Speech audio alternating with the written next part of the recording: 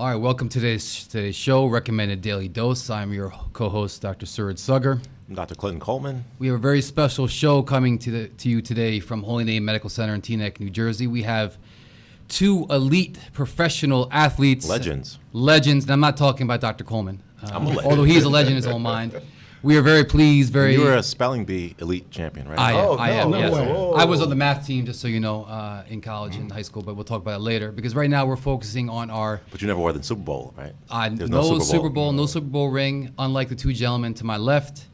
Stephan, the touchdown maker, Baker, and Otis Jerome, O.J. Anderson. We're really proud and excited to have these giant Super Bowl champion former players here with us today. You're listening to Recommended Daily Dose with Doctors Clenton Coleman and Suraj Saggar, the not-so-average health show with a unique spin on what's making headlines in healthcare. So, gentlemen, welcome. We really appreciate you having you both on. Thank you. Thank you very much. And I just want to, make a statement here, just so that we have everything out in the open. I am from Maryland. I grew up my whole life in Maryland. And I just don't want you to be upset when I tell you that I grew up and I still am a Redskins fan. Sound like a personal problem. But I was going to say we can find some common ground in the fact that we all dislike the Cowboys. Am I right? Okay. True that. Right. I wanted to clear the air and bring it up. So there we are. We don't excuse you from being a freaking Redskins fan, so we don't excuse you for that. I'm sorry. I do bleed red, but. Listen, we got a lot to talk about today. Right. So we thank you guys for coming. I think we wanted to talk about, from a health perspective, the state of football when you guys are playing and state of football today as far as the training. You guys are elite athletes. The mental and physical demands of that, the nutrition and safety. Football has been getting a lot of bad press lately. We don't really focus on the health benefits. There's a lot of camaraderie, which I'm sure you guys saw, and just the cardiovascular or the exercise. How do you miss that part of it? Just the team and the training, really. Right, the training. Right. Well, Steve. I'd have to say, been knowing this guy for 30 years almost. Yeah. And to say that he was my teammate, because I used to watch him on TV when I was a kid. Right. Yeah, he don't like that, but it's the truth. And now to call Otis my friend, and that's the thing that we miss when you leave the game is the comradeship that you have with all of the guys. We have a reunion this year. We have a reunion with the Giants every other year. And when we all get together, man, it's like we were all rookies and kids again. Right. So that's what you miss the most when you leave the game. What about the physical aspect, the training? Like, walk us through, you're preparing for Sunday. What's your week like? Like, for instance, Dr. Coleman, when he works out, he does jazzercise, he speeds walks, that kind of stuff. So, I want to know what real athletes, not what he's talking about all the time. What are real athletes, professional, elite athletes? What are they doing? Well, in the doctor's case, what he's doing is considered a real athlete training, not just for the mere peons who don't know about it, but athletes who actually play a physical game. Right. We do a lot of weight training where we are in the weight room. We have coaches who set up techniques and also drills for us to strengthen our body and condition our bodies by either riding a stationary bike or me getting on the treadmill or something like that. So you're doing cardiovascular as addition to... We do everything that's going to put the body in the best shape that it needs to be to absorb the kind of impact and the rigorous part of the sport that we play. It's really high intensity, I guess, interval training because you know everything builds up to like a Sunday, right? So the whole week is preparing for that. Any given Sunday. Any given Sunday. Yeah. Like that. But see, and that's misleading because a lot of fans would say to Stephen and myself that, oh man, we could have done that. Well, you're looking at Sunday. Right. You see But the whole they week. forget about Monday and a typical day, and we're going to give you guys a typical day after a football game on a Sunday, and I'm going to give you my routine and maybe Stephen give you his routine. So my routine, after we played the Redskins and we kicked their butt. Right. So I go right into the steam room right after the game. So it takes me about an hour after the game before I even come out the locker room area. Right. So I do about 15, 20 minutes in the steam room, and then I do about another 20, 30 minutes in a cold ice bath up to my neck. I do that for about 15, 20 minutes. And then after I get that, then I go take a shower, and then I lotion up the body because, you got to get the ash off the body. Can't be so ashy. Can't be ashy. That's right. He don't know about that. Yeah, he wouldn't know about ashy. Yeah. But, I've heard about it. yeah, Don't well, take it apart. heard and looking ashy is totally different things, Doc. Right, get to the office. You Listen, get to the I office, got smooth skin. your Just trust me. hands, you got that little white stuff on Hello, it. hello. Say it again, Or the ankles. Oh yeah, that Or the ain't knees. It's a struggle. A struggle is real. The struggle is The real. struggle is real. Sorry. Yeah. So then you do that, and then I finally come out, meet the family, and then we go out home and eat or whatever. And then Monday is what we call film day. So we come back Film on day, Monday morning. right. We'll come in. Special team comes in about 8. And then from 8 to 9 is special team, where we go over everything special team wise that would happen on the game Sunday. And then afterwards, we go and get some conditioning. After we watch the film, we go in conditioning. And then we go home. We probably out of there about 1 or 2 o'clock, pretty much, and right? Tuesdays And off. then Tuesday is off. So Tuesday's the one day it's off. Tuesday, even you Monday. do whatever you want to do. Tuesday is the day that is deemed your day.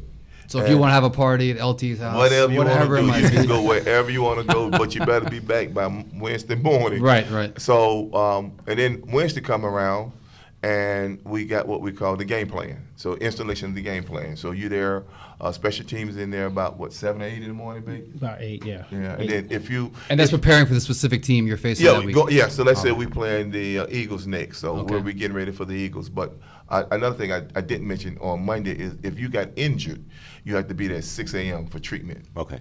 Just in case, for getting ready. So Wednesday come about, and then you get your game plan, and you have a big team meeting where Parcells stand there and then kind of give everybody synopsis of who we playing and how he feel and what we need to do, and then we break off into offense-defense meeting where all offensive players are together and all the defensive players are together, and then we get the game plan, Right. and then get installation of the game plan, and then we break off the individual meetings where that So all per each position maybe. Each So position. running back is gonna be different than wide running receiver. backs in a meeting room, Right. Stephen and his guys in the meeting room, Right. Lyman's in the meeting room, Right. but we all going over the game plan, pretty much same thing, installation of what we're going to be doing. Right. And here telling us our position, running backs are getting advised on what the play look like, how it's going to be blocked. So we doing all of that, and that's doing individual meeting. Then we break for lunch around about 12.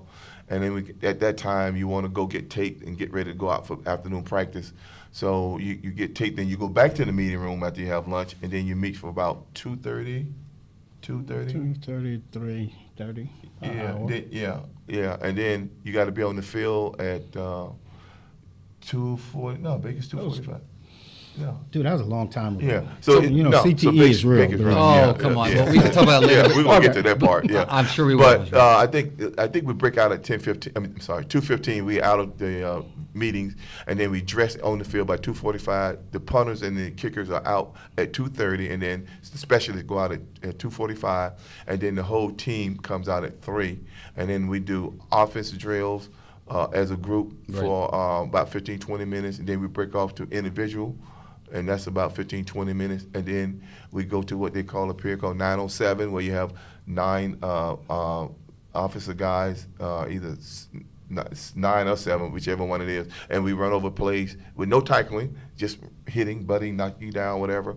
Baker, them are guys, they're doing one-on-one drills with the defensive backs. And then we come together as a team. Okay. And then we run all offensive plays against the scout team defense. And then after that, we turn around and do the same thing for the defense. Right. So suffice to say, whatever the fans are seeing on Sunday, there's a whole lot of preparation. Yeah, and see, Right. that's Wednesday, and that's Thursday.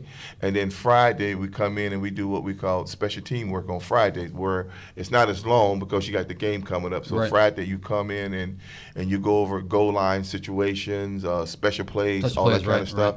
And then you go home, you come in about 8, and then you're home about 12, 1 o'clock. And the rest of the day is free, but they tell you stay off your feet because you got a game coming up. Sure. And then Saturday morning, we there again, Saturday morning, about 8, 9 o'clock in the morning, where we go over last-minute walkthroughs, last-minute changes. We go over at between 9. So you're there about an hour, hour and a half. So you're out of there about 11 to 12 on Saturdays. And then Saturday about 7, you at the hotel, isolated from everybody else, your family. So you're at the hotel with the team, and then you have a team meeting about 7:30, and then you, as a group, everybody's there, and then Right. and then we break off to individual meeting again at night, and then at about 9 o'clock, you're free to go back to your room, not at the hotel, but just free Right. from the coaches, but you have to be in your room. 11 o'clock. So you're telling me NFL players, they have lights out, they have Yeah, curfew. 11 curfew. o'clock. Is it Curfew. 11 o'clock. Yeah. Got to be in your room. The coaches come by, knock on the door, physically walk into your room to see that you in your room. You have to be in your bed. I tell you, but this is you gotta be in fascinating. your I mean, we're all fans here of the NFL. I mean, to have explained, minute by minute, this is actually very fascinating to me. Yeah, so it is an 8-hour job. See, people Sure. More than that, misunderstand. yeah. Well, technically, Right. People misunderstand. They go like, "Oh man," they just look at Sunday and go like, "Oh man, you only play for 4 hours." It's on just a Sunday, game, sure, And right. whoa, we can all do that. No, it's all that preparation. And they ignore the discipline it takes. Yeah. So- And then they ain't even talking about off season. This is just doing the Sure, season. sure. So off season is a whole other animal. But and one thing that did allude to about being having a nutritionist, absolutely. that's is involved with all of our lives during the whole time that we're there, making sure we eat right. So are they counting calories and saying you need to eat this many calories Well, you per have, day? you have a weight, right, Ben? You have a Yeah, you had a target weight that you weren't allowed to go over, else you got charged. Was it $50 a pound? $50. Is that right? Yeah. But this is obviously different. We're talking offensive linemen, No, different story. all of us. Everybody. Every position. Every position has Yeah, a certain you got a weight. designated weight that you must maintain Right. for the whole year. Right, And right. every time you over that weight, ching ching. How about the same thing, under? Let's say someone like offensive lineman. It don't matter under. If you're too far under, then he's gonna make you get to the weight. They Right, don't want right. you under. You can be 2 or 3 pounds, but if you less than that, then that's something And medical wrong. with what's a you. typical NFL diet? I'm thinking meat, potatoes, salad, just nonstop. No? All you can eat smorgasbord, is that what we're talking about? Golden Corral. No. You're right, because Yeah. you're burning, Yeah. about 5,000 calories per day. So you gotta bulk up and carb load and protein and all Well, that stuff. Let me just say this, Doc. Come Sunday, day of the game, you would think that you would eat pretty light, right? You shouldn't have. But Sunday is, to me, is the worst meal of the whole entire week. Why is that? Because you got everything you can think of: bacon, eggs, Oh, steak, so they're loading you up in the morning. everything you want. It's just saturated with every Fat, high calories. Yeah. every part of the animal: the cow, the pig, the rooster, the So with like pig's feet, ham hocks. yeah, the cat, Hog moss. whatever they can throw out there, they throw everything on the table, and you eat healthy. I mean, not healthy, but you eat as much as you need to because you're gonna burn it. It's unbelievable how you. I mean, literally, I'll come out sometime. If my weight was 230 Yeah. Sunday, if they weighed me Sunday before the game, I'm at least think I'm about 240. Easy. Wow. Not 240, but 240. 240. Yeah. 240. Just with that little emphasis. Yeah. Now, Otis, I don't eat a lot of meat. So, are there a lot of vegetarian NFL players out there, Well, when you play, was that a thing? or is that a thing now? Yeah. This is No, actually a serious really. question. Is that possible? These No, it kids, really these wasn't. kids are not built like us. So I think we should talk about yeah, this. that's Now, totally different. so man. what is the how difference do you you think- see today? They don't practice as hard, for one. I mean, because of the collective bargaining agreement, you have no hitting in practice. What was it, 3 times? You told me some alarming stat. They I mean, have contact practices. 8 or 9 padded practices, counting training camp. Okay. So for the whole year, they may be in full uniform only 8 or 9 times. Who That ever is heard of that? ridiculous. We do that at one training camp. But this was what the union that negotiated this. They thought it would play better. But if you notice the way the game is, Right. The early part of the game, people talking about, God, look how they tackling. Look, there's So- no tackling because you don't do it. So if you don't do it, how can you wait the game day and try to do it, execute? And Don't make part sense. of it is learning how to tackle. So that's some of the issues with the children. They don't know how to tackle correctly. So taking tackling out of even the professional practice, may cause even more injuries. I'm assuming they're doing it for safety reasons, right? Yeah, but they still need to tackle, though. Right. You know what I mean? 'Cause that's part of the game. And your body develops a certain tolerance. Like, we Correct. talk about it all the time. We see kids going out there and having non-contact injuries. I mean, just dropping back in coverage and blowing a knee out. Right. You can't turn it on game day. Right. We were Okay. always told that. Right. And Right. It's So a you lot have to of- practice for the game, Practice You like have you to. play. like as you're playing. Right. I mean, we try to, keep these kids from getting hurt by limiting the practices and the hitting and all that. Right. But when they get out there on game day, the adrenaline, all those people watching, and you play outside your performance level, and you end up tearing a knee or something because your body develops a certain tolerance throughout the season. Also, I was going to say, so Stephen, since you're talking about kids, and I know you're involved with children a lot, you used to teach So let me ask you, we both have kids around 10, 11, and there's been a decreased amount of younger kids playing like Pee Wee football or Pop Warner, and an increase in flag football. So and part of that reason they say is, well, kids need to grow into their bodies before they learn to tackle. So what are your thoughts on maybe holding off tackle football till middle school or high school? Does it influence if a third grader is learning how to tackle and they're going to play, at the college level, high school, college, and beyond if possible? Well, it's funny because the movie Concussion was really what started that whole debate. When parents really started pulling their children out of Pop Warner sports. Right. And I really didn't have a problem with it. Because when they mandated where the coaches had to go to certain camps or teaching facilities to learn how to teach these kids to tackle the proper way. Heads up. Okay, right. Because the way we were taught, you was taught to put your head right in their chest. Head to chest, right. And just blow them up. But now that they regulated that these coaches have to be certified to teach a certain type of way, I think it's all because it's invaluable what these kids learn about winning and losing. I'm not a big fan of participation trophies. I don't know about you guys. No, I think it's too much. You should see how many participation trophies Clinton gets. I get a trophy just for being here. He's going to get an award just after this. We all got to clap for him, so it's really something. But all kidding aside, you're saying you want these kids to learn that either you're going to work hard and succeed or you're not. That's how life is. Right? Absolutely. And the tackling part of it is like most kids get hurt playing soccer, man. You get kicked in. You ever seen these kids play soccer when they get kicked in the head? Soccer. Sure. Yeah, it's even more so. So I don't know. I think it's a black eye on football, and the numbers are down. But also saying that flag football is not bad either. I didn't play organized football until I got to high school. Okay. So I played tackle and flag. That's why you was late developing to your skills. Unlike yours truly, I played like football when I was about 6, 7 years old, and we learned how to tackle during that time. And I think when you let your kid go out and play with others, that's the problem, is that they don't play outside anymore. 100%. Everybody we all can inside. So you want to say taking away football at a young age, and that's where you develop most of your motor skills, is when you go out and play with your friends. I mean, these kids sit in and watch these video games and that stuff you talking about with virtual reality and that's fun. All that, and they're flying drones around. Hey, what kind of exercise is that? You're gonna go blind trying to do all that kind of stuff. Right. Football brings hand-eye coordination, speed, agility, strength. You can't get with other sports. Anytime you do anything outside that requires eye-hand coordination, is developing your motor skills as a kid. Right. And we're losing that. And parents are saying, well, I don't want my kid to play this. Well, if your kid in the house, you're playing with his brother or his sister, he's tackling in the house, they knocking each other down in the house. But again, Stephen said it. You develop a tolerance. Name any sport that is a physical sport that if you don't make contact, and the minute you make contact, something bad is going to happen. So during the era that Stephen and I played in, we hit every day in practice. We didn't have concussions in practice. When we had our live practice, we didn't have concussions in practice. Okay, we didn't have what they call that makeup injury when you just non-contact. No, non-contact. We never heard that word before. Non-contact injury. What is that? Right. So there's a lot that they're trying to do to help the game, but yet they're hurting the game so much. And I think parents who, it's a parent's decision. I don't take away a parent's decision. Of course, right. But if you're thinking you're taking your kid away from football and then you put them in soccer, or you put them in lacrosse, or you put them in, you just shaking hand from the devil to the witch. You know what I mean? I think that's the quote of the week here, by the way.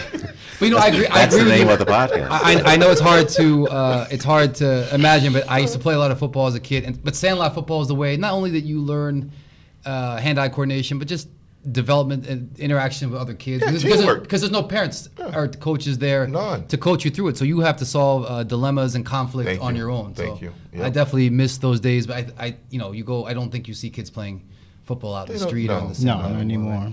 No, they're flying them drones though. Hey, those are fun now. Don't even the drones are fun, but thank you. So I think part of the problem is, with nutrition and training, the players are getting bigger, faster, stronger. So there's a need to implement some kind of safety, whether it's with equipment. Well, do you guys agree with that? Are players bigger and stronger now? But see, I don't think it's nutrition that's doing it. I think it's what they're eating now. Think about it. Right. When we were younger, if you saw a 7-footer, you would go like, oh my God. Right. A 7-footer. Or if you saw a 300-pounder, right, you would go like, wow, that's amazing. You don't see that.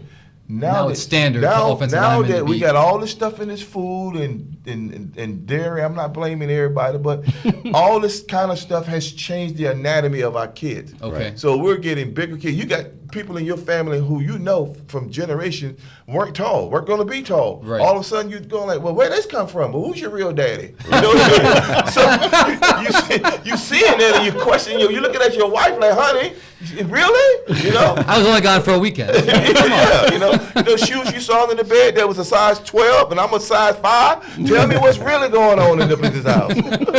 But that's what's going on. I think nutrition and all this crazy stuff is making such a big difference in these kids, and they are bigger They are bigger. are faster. Right. And I don't know as strong as we were because we were doing the era of steroids. So there are a big difference in that. But these kids are bigger and stronger and faster. And softer too. Yes. Also, mentally, you mean? Yes. Yeah. Oh yeah. Unbelievably soft. And that's one of the things that we really Jello don't. jelly. When we Yeah, watch nobody the, talks about that, but yes. yeah, we don't talk about when we watch the game. We don't think about the mental Can you give and can you just discipline stuff. that's that actually involved. interesting. Can you give a little more insight Well, to I'm that? not going to say any names, but I just know one game. We have a guy who coaches with the Giants now, Okay. and told us stories that the NFL has made him soft now because you can't go after players like they used to go after us. Like Parcells would say some things to us that if you didn't have a strong mind, you would fold. Okay. Yeah. You say that to these For kids example, now. can you say without the? Yeah, for instance, I remember when we lost like 3 games in a row, he came to us as a team and said, look, guys,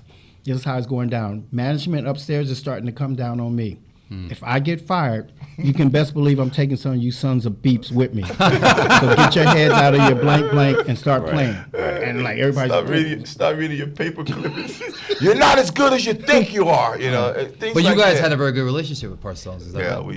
we had as long as you do your job Yeah, relationship. Yeah. It was always But that's- funny when yeah. it wasn't happening to you. Gotcha. Yeah. When it was happening to Otis, it's the You could- funniest it's the funniest thing in the ever. world. You But laugh when at it's it. you, Listen. it's not funny. Yeah. My brother-in-law always said, it's not funny when the rabbit got the gun.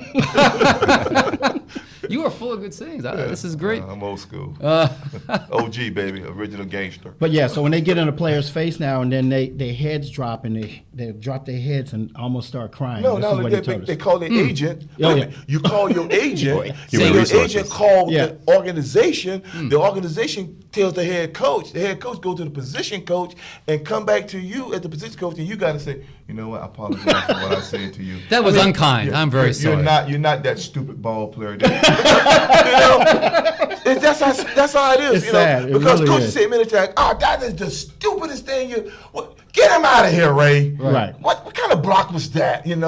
My grandkid can do. Right. You can't say those things to these kids today. Not at all. So this is the whole helicopter generation, maybe, right? This is And this is fascinating. all Right? I've because- heard stories about how parents will take their kids to college and if they get a bad grade, Yeah. that they'll go to the professor and say, "Why'd you give my kids a bad grade?" But this is happening. You're saying in the NFL. All because of nutrition. Oh, man. All because of antibiotics and milk. All right. Antibiotics.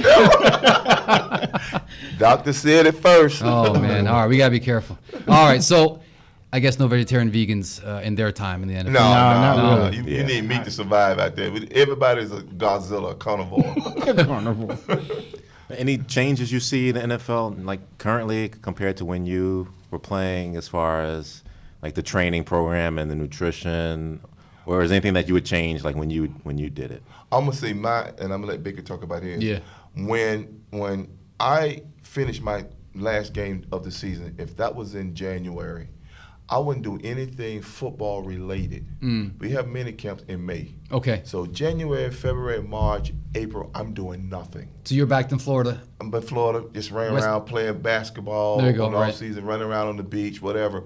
When I know training camp, I know mini camp is like right after the draft. It's like 3 weeks. Right. So now I will do something football related. I just start doing some conditioning, long distance running, just to start develop my wind. Sure. And then I just do just a few sprints. But notice what I said, from January to May, I'm not lifting weights. I'm not doing anything football related. Now May, I start doing football related stuff. Now I come to training camp. I keep saying training camp. I come to mini camp. Mini camp, yeah. And then we go through mini camp because coaches just want to see how you are in the off season, what your body look like, in case they need to implement a program, whatever. And during my era, off season wasn't that big of a deal like it is now. So I would leave after May. Wouldn't do anything football related until July. Once July come around, because most of the time we go in probably the third week in July.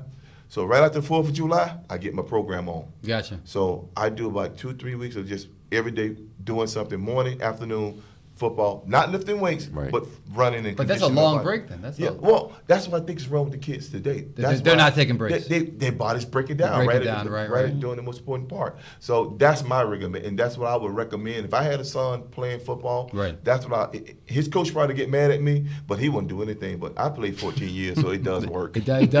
Yes, But- it does. Well, mine was Stephen? a little bit different. I was 5'8", 158 pounds. So when I said I wanted to go home during the off season, Right. Parcells, we had what's it called? Just involuntary, Yeah. where you could come lift weights 4 days a week and they would pay you for it. And I told him, look, I want to go home and do it myself. And he looked me in the eye and was like, you need to be here. So I would come back in May.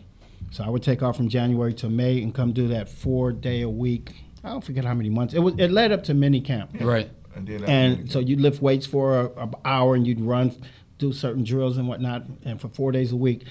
And I would do that all the way up to a mini camp, and that was pretty much my regimen.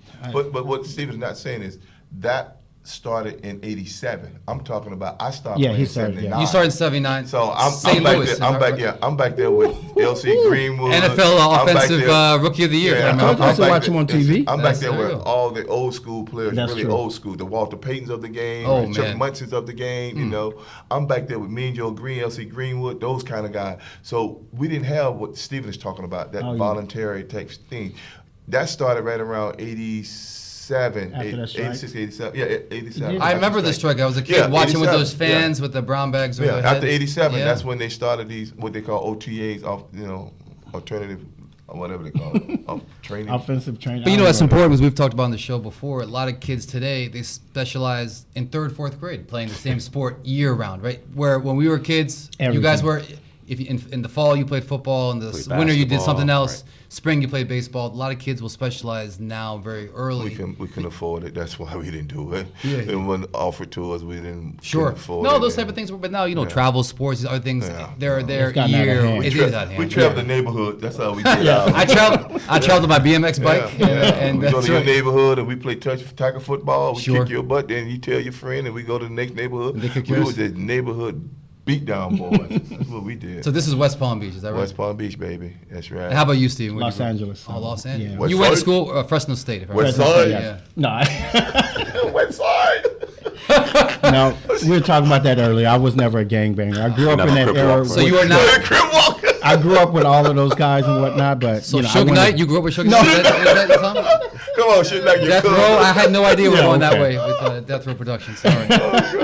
Oh, you really down with it, Doc? I'm impressed. You can't tell by looking, though, I do. right? Oh, right, No. right. Looks like deceiving, right? You Looks never hard think that, deceiving. yeah. Don't let the white coat deceive you. So you think, Like the white coat. back to the season, you think that was long enough to recuperate, though? I mean, it sounds like enough time, but how was your body? Was it ready to go back? Or you didn't have a yeah. choice, really? Listen, 14 years I did it. I never had any bone broken. I never had any surgery on any part of my body.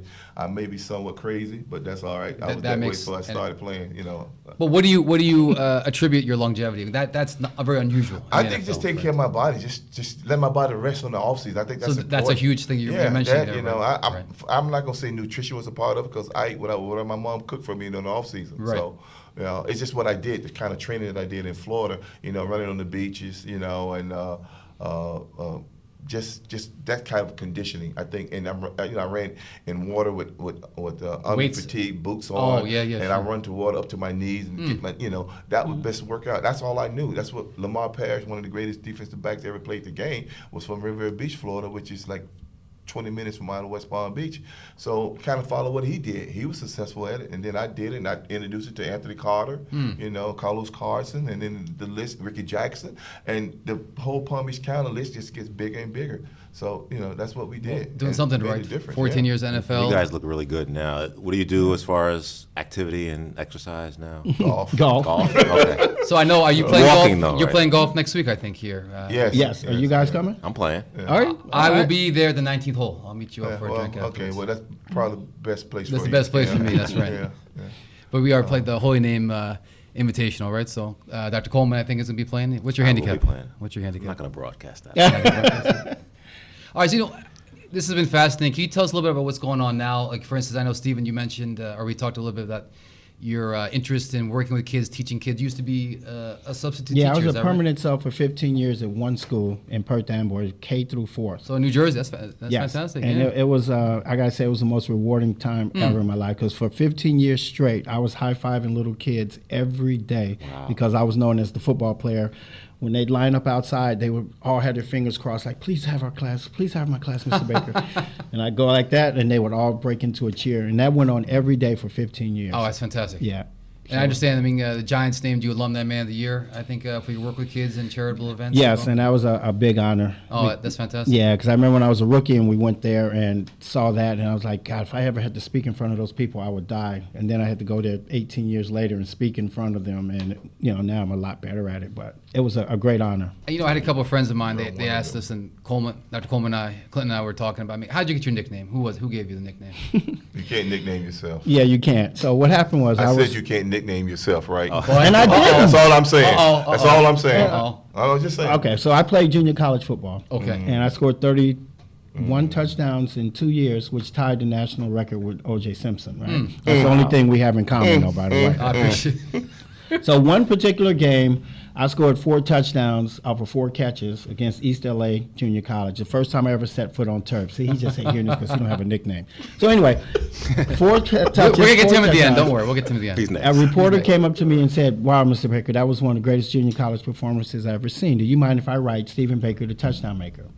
I said, sure, go ahead. I didn't think it was being cocky. Yeah, I was scoring 3 and 4 touchdowns every You game. deserved it. Yeah, why not be cocky? And then I went to Fresno.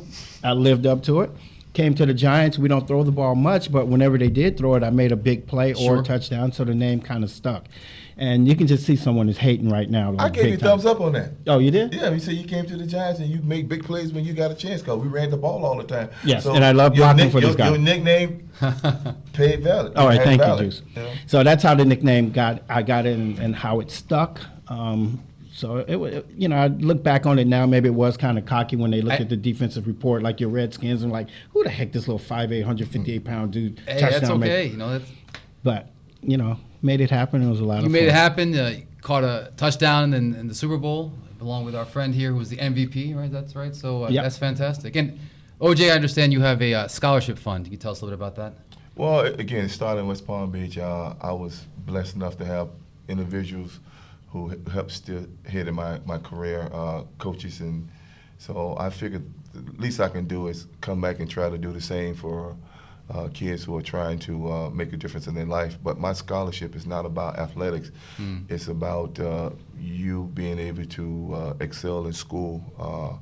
There are certain criteria you have to maintain in order to receive scholarship money from my foundation. And a lot of kids are being blessed. I have a great donor, a guy by the name of Ray Robinson, who actually makes the O.J. Anderson Scholarship Foundation go every year. Right. He donates at least $15,000 to $30,000 to change lives of kids. So I can't really take the blame for it, the glory for it, but it's his hard effort and understanding what I'm trying to accomplish. And basically giving a chance to kids who may not have the opportunity. So where can our listeners go to donate, or is there a website? Or go to ojandersonscholarship.com. Okay. You can do that now. And also with my business partner up here, Mark Goldberg, we was able to take the one in Florida and make one up here. So we also have one up here. And we actually have a golf tournament July 15th at Crestmont Country Club in New Jersey. And a lot of my teammates like Mr. Baker here and other guys come up and participate in it. And it's the same thing. It's to give kids an opportunity to receive some kind of financial support from my foundation with generous people like yourself and Holy Name, who haven't sent a check in yet, but I'm quite sure they will be sending something there.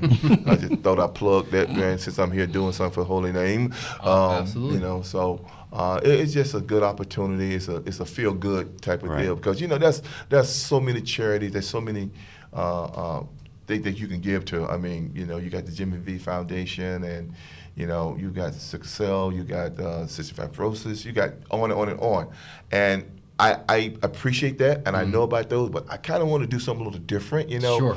Those to me are so heartfelt, when you see something like that and those kind of charitable events, you leave there, being blessed, saying, God, I'm thank God, my Yeah. kids, or I can make a difference. And my heart goes out to all those individuals who support and take very good care of that. So I just wanted to try to give you a little bit more different, it's something a little different, but your money is still being utilized to make a difference in someone's life, just a little different than someone who suffered from cancer, things Sure, like that. sure. It's amazing. Yeah. It's important. That's fantastic, and thank you both for Yeah. giving back in so many ways. Well, that's what we try to do. Yeah. This has been a lot of fun. I mean, I feel like I wanted to end with who. Are we done?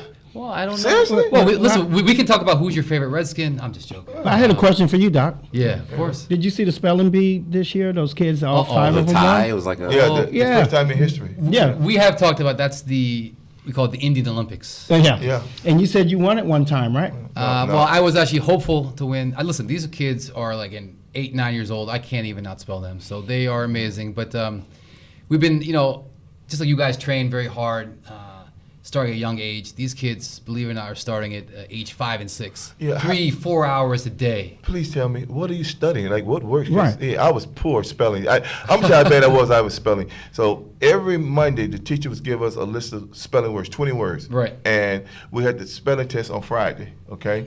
So by me being Anderson, I was always first up. First one up, first one out. First one. First word, because you know what? I was so busy worrying about playing and this kind of stuff. I waited till Friday morning, and then I tried to study the words. And she always picked the word that I didn't see on the list, Right. and I was always out. So this was going on for weeks and weeks and weeks. So finally, the teacher said, "You know what? I'm gonna do something different, because every spelling day on Monday, Otis is the first one out. So we're gonna do something different. So we're gonna start." The back of the alphabets, Right. okay? So Otis, you're gonna be last, Yeah. okay? But this way, by the time we get to you, all the words probably been already spelled, so you should be pretty good. Yeah. It didn't matter. They got to me, I was out. And all the kids would say, "We told you weren't going to get past that word." I said, "Yeah, you're right, but one day Right. I'm going to get you on the football field." And I'm And gonna. you found your calling. And you found your calling. I did. You overcome smaller size. Maybe people didn't count you out, and then Yeah. you both took it to the next level and beyond. And I think what's amazing is you continue to take it to the next level, and I think that's fantastic. And Clinton Coleman and I both appreciate you. I Both, like the way you said so Clint Coleman. much. That's how you said it so fast. Clint Coleman. First thing come to my mind. That's not the way I say it. That's not the way my mama say it. How's Mama say? I'm it? a Clinton. Clinton. Well, she like yelling at me too. Yeah, She says, Clinton. I like Clinton Coleman. I feel like you can't have the C without the other C. That's always I been mine. appreciate it. I appreciate it.